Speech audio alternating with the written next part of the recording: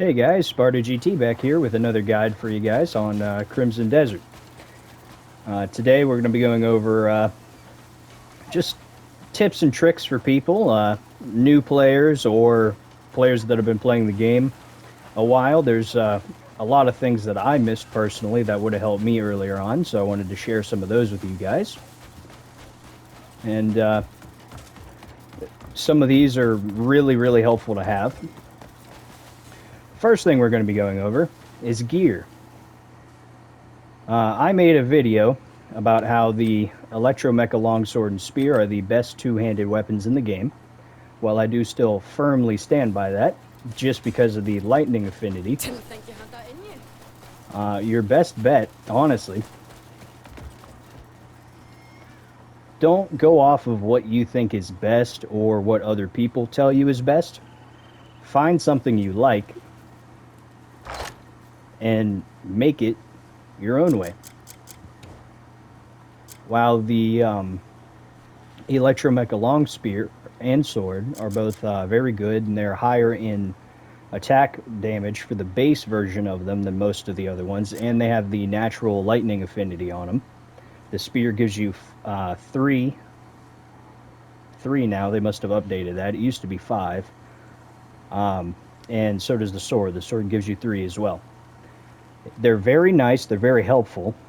Like the weapon damage on the spear here is 27. It's not refined at all. Then you have the Huando over here. That's level 4 refinement. And it only does 24. But you get 5 abyss slots compared to 4. Which can be very, very good. And say, for example, you really like the Righteous Verdict here. Again, refinement level 4, and it has plus 2 attack because I reinforced it, so it actually only does 20 damage. But right now, currently 22. But say you really like this sword, just for, you know, the looks of it, or you just really like the fighting combat with it. What you can do, you have to be chapter 5 for this, just so everybody knows. Go over to one of your witches.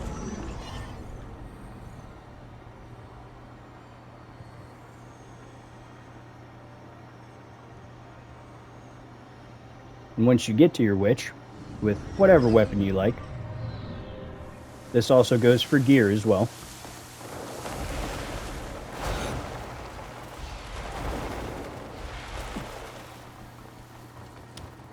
All you got to do, go into your witch, go down to either extract if you have the default abyss gear on the Righteous Verdict, or go to embed. Then you just find your Righteous Verdict and you can put whatever you want on it. Your best bet with this, from what I've found and what worked best for me personally, get a couple attacks on here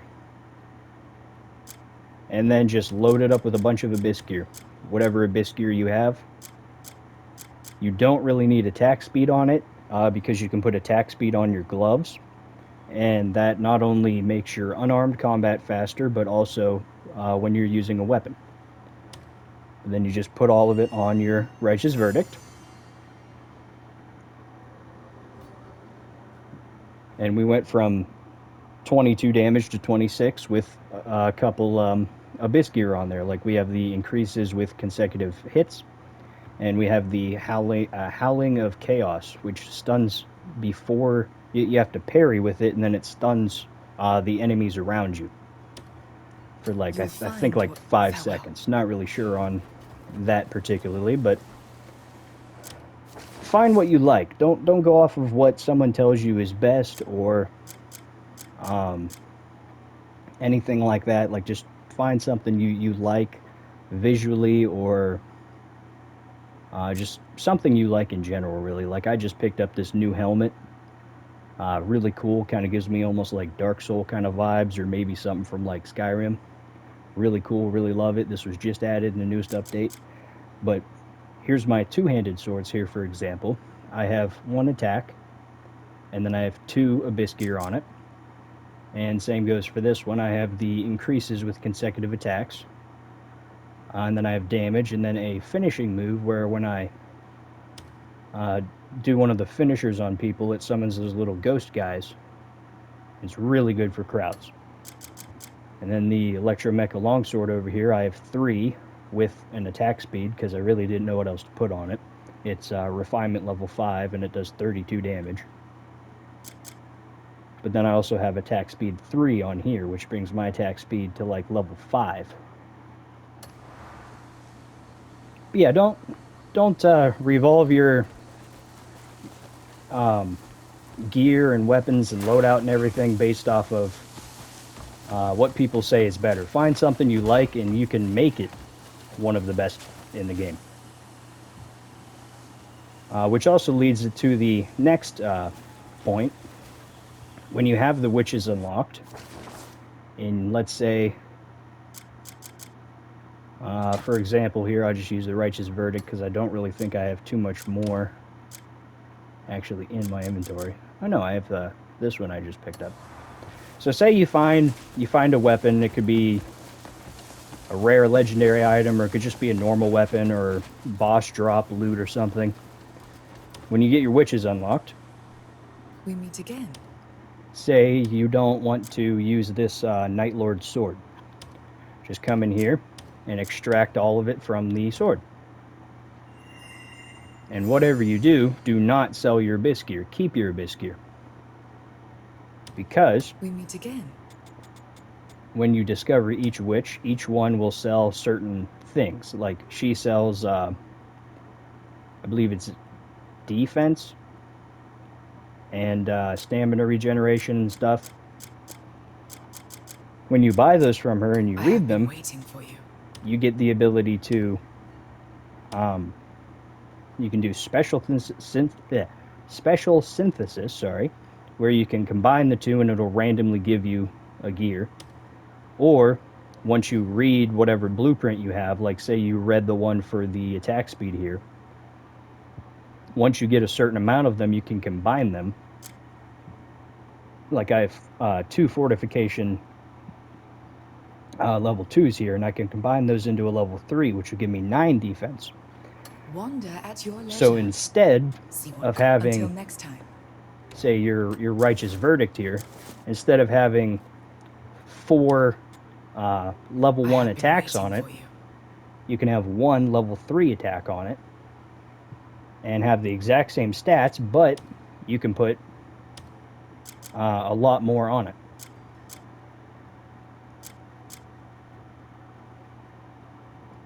But do keep in mind that if you're earlier in the game and you just unlock the witches, and say you don't have a decent amount of money, we meet again. It will cost sometimes a decent amount of money to add slots to things. Like this helmet here, for example, was only 2 silver to add the slot. But this musket down here, I believe it comes with 2 or 3 slots already unlocked, but when you try to unlock the rest of it, actually see if I have the other musket in here. There we go, yeah. Yeah, the first socket is 5, and then if you want to do all 5 of them, it goes up to 105 silver, so it can get a little expensive. So just keep that in mind as well. Fine. Farewell.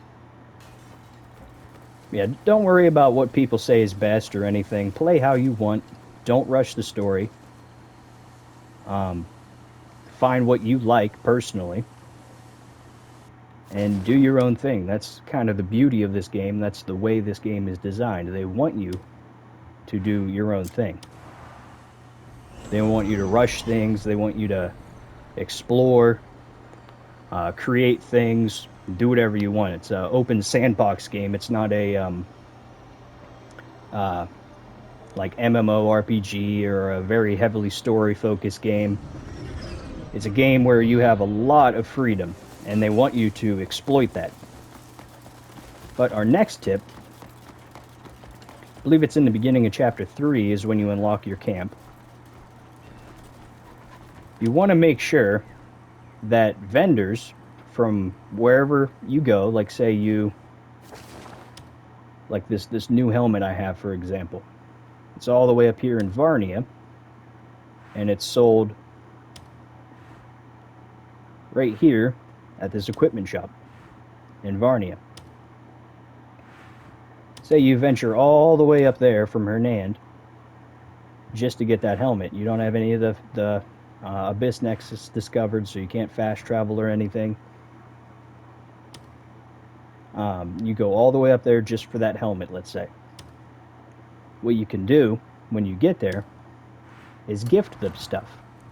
Each vendor, I believe, is a little bit different. Like these equipment vendors now, you can give them tea, you can give them books, or you can give them hide. When you give them hide, and you get their trust to 100, this goes for all vendors. The horror of its master. You can come down here to the very bottom of the thing. Oh, he actually sells the Wando now. That's cool. That is quite expensive, though. But you buy their supply contract. What that does, when you buy that, after you get their trust to 100, and you read it, what that does, when you have your camp,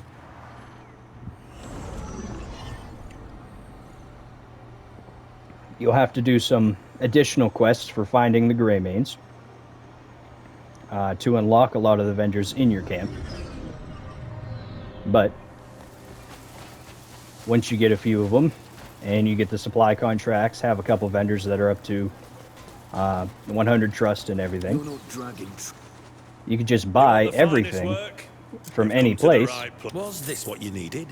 At your vendors in your camp. So instead of having to travel, you know, forever away, you can just buy it in your camp. Like this sword right here, this is a Varnia sword.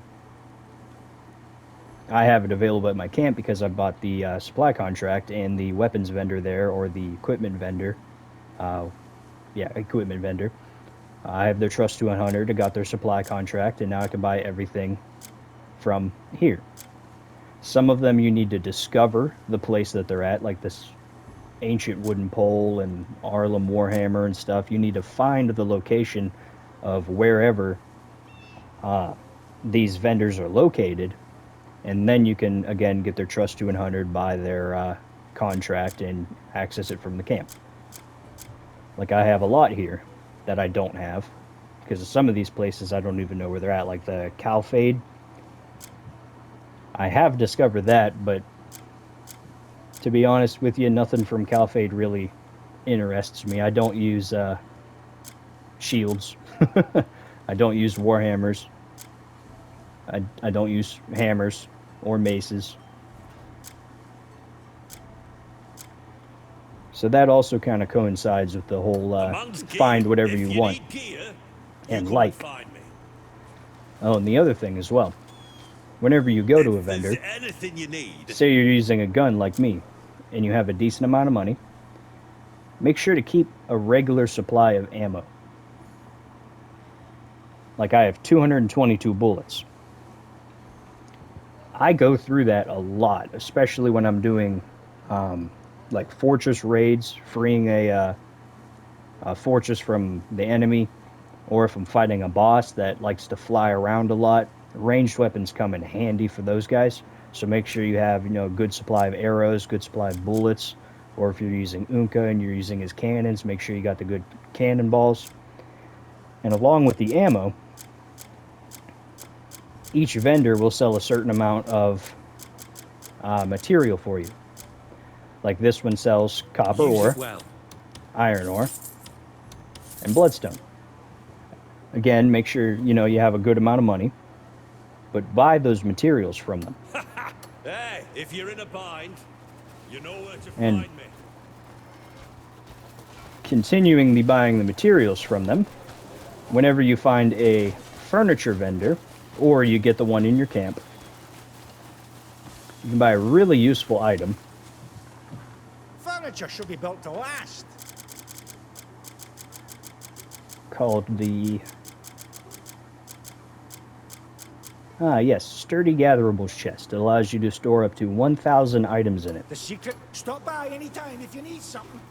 Now, what I didn't know at the time when I bought it, I thought it was just a chest like you get in your tent where you can put all of your armor and weapons and everything like that in there. But The Gatherables chest is just for your gatherables. It's for your crafting materials. It's for like things you want to make certain foods out of. So once you get that, put that in your house, and then all you have to do is go into your Gatherables chest here. This will really help free up a lot of space in your inventory.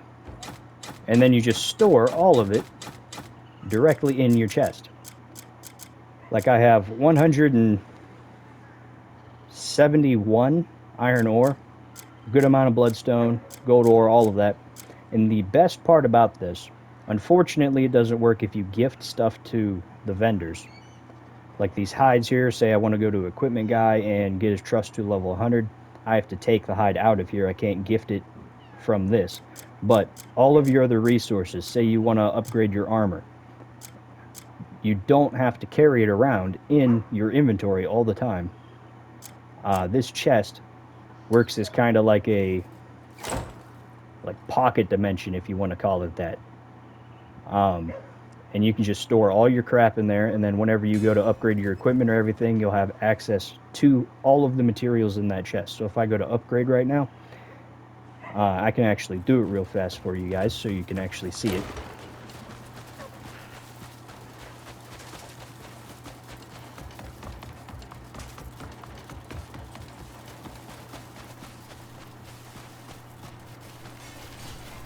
Like this new helmet, for example, that I just got. Because I do plan on using this, so I might as well level it up. You go to your smithy, you go to refinement, and there. Right there it shows I have 171 iron ore, but I have nothing in my inventory whatsoever. And then you can just refine to your heart's content or until you run out of materials. Super, super helpful, and I wish I would have known that beforehand.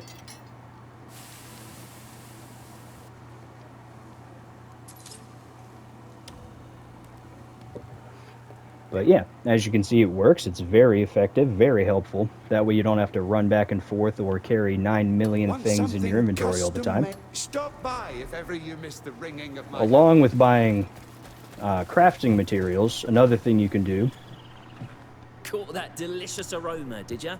make sure you buy a lot of water. I'm going to show you guys how to make one of the easiest and, in my opinion, one of the best food items in the game. Make sure you always have some meat on hand too, in case you come across an animal that you'd like to tame, like a husky or a German shepherd or something. Hungry? Come by any time if you're hungry. Then you go over to your cooking pot once this Easy there. big guy moves out of the way. You show no respect. Just because he's in my way. There. So one of the things that I make a lot, you get the recipe for it when you first discover your camp. It'll be sitting on a table, and then you'll have a mission to make it. It's the clear soup. You can change the serving size, or whatever you want to call it as well, and it'll use a lot more of your materials, but it gives you more benefits. I kind of just stick with the normal clear soup. And then you need a grain, you need water, and you need lean meat. And then you can just make however many of these you want.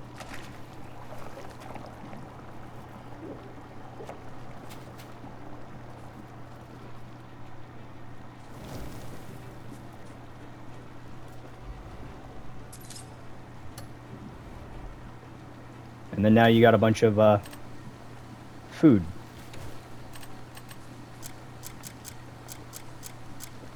Let me find it here because I have a lot of food. There we are. I have 12 of them now. They do 240 health. I have a max of 900 health. And it does level 2 ice resistance for 30 seconds. Really good if you're in the frost area and you're fighting a cold boss. They do get a lot better as well. Certain ones give you a lot more. Like, let me go back in here actually. You'll find a lot of these recipes randomly, or either from certain vendors that'll sell them. I believe I got a couple from the witches as well. Like this fish porridge here gives you level 4 ice resistance for 1 minute. It's a little bit harder to make, but make sure you buy water and ingredients from your food vendors every time you find them, or if you know you're running a little low. That way you have more than enough materials, so if you know you're going to be fighting a boss, like say you plan on fighting Baloth, or you're like me and you want to refight him because you're further on in the story, you have better equipment, you want to see how good you do. Make sure that you stock up on food, because when I fought him the second time, that was the one thing I was not prepared on. I had no food that gave me any kind of ice resistance or anything, and it made the fight a lot more painful than it needed to be. Taming pets as well, our next tip. So you want this wolf dog here. Whenever you find it, feed it, pet it, get its trust up to as high as you can get it in 1 day, and then find the closest bed to wherever you found the dog or cat that you want. Find the closest bed, sleep in it for at least 12 hours to make sure you get to the next day.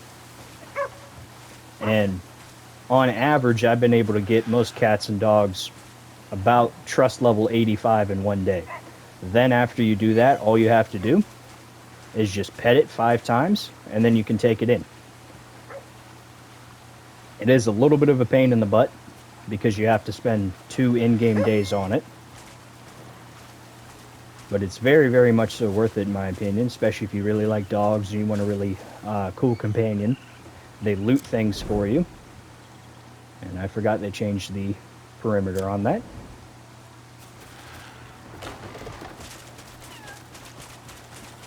The newest update allows you to decorate outside of your house, which is really cool, but I haven't explored it yet, so I don't know quite how it works. But you can get these little necklaces that even let them fight alongside you, and they can only be equipped right now on certain things. There's rumors that in a future update we're going to be getting one for the Phoenix and for like eagles and stuff so they can fight next to you. But as you can see right now, I cannot equip it on my Phoenix.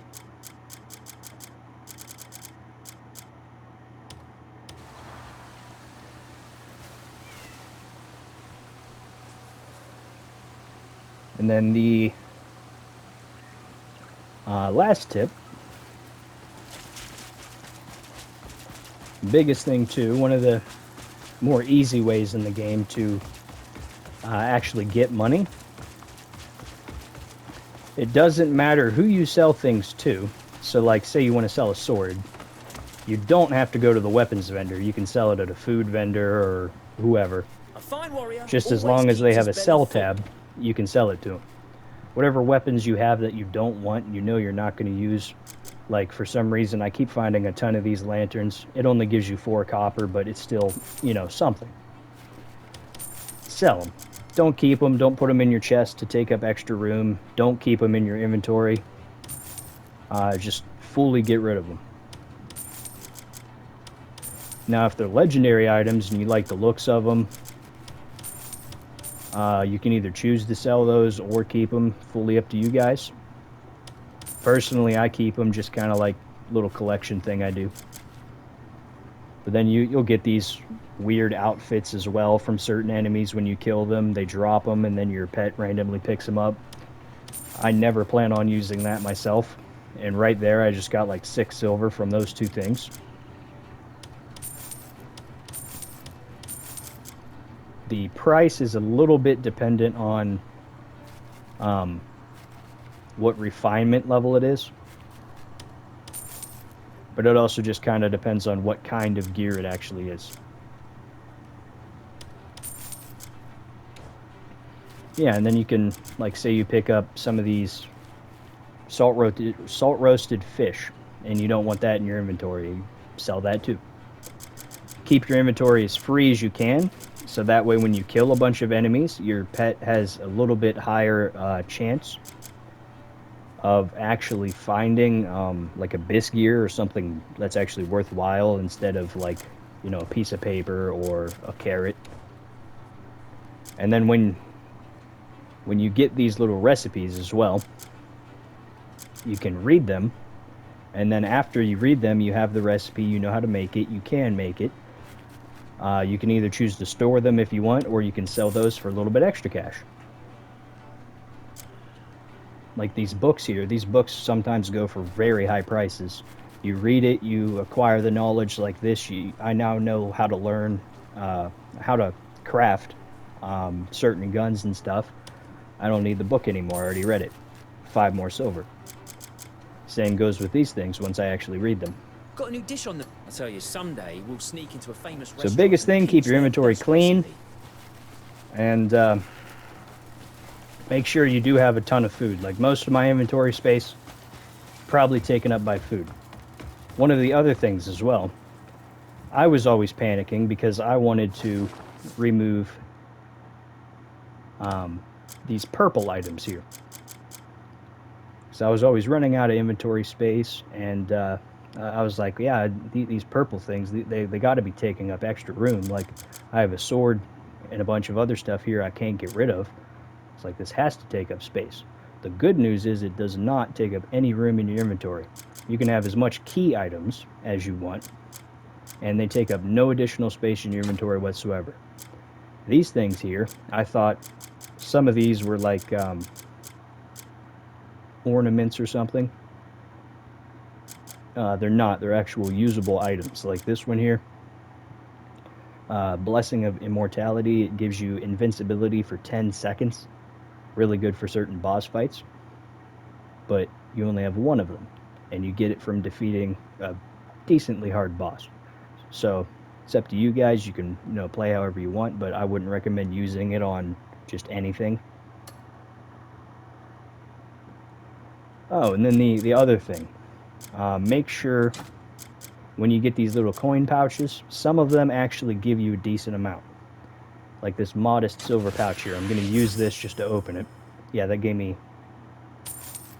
3.49 silver. These are very, very good for gifting to vendors as well. Only certain ones actually accept them, but they give 10 trust each. So, say there's 10 clothing vendors I want to get the supply contract for. I have more than enough pouches to actually do that. So make sure you save those, or you could use them, entirely up to you. I was using them at the beginning of the game just so I could have a little bit of extra money, but I made a video on how to easily farm money in the game. There's a crude gold bar farm over at the Harpy Nest in Payloon.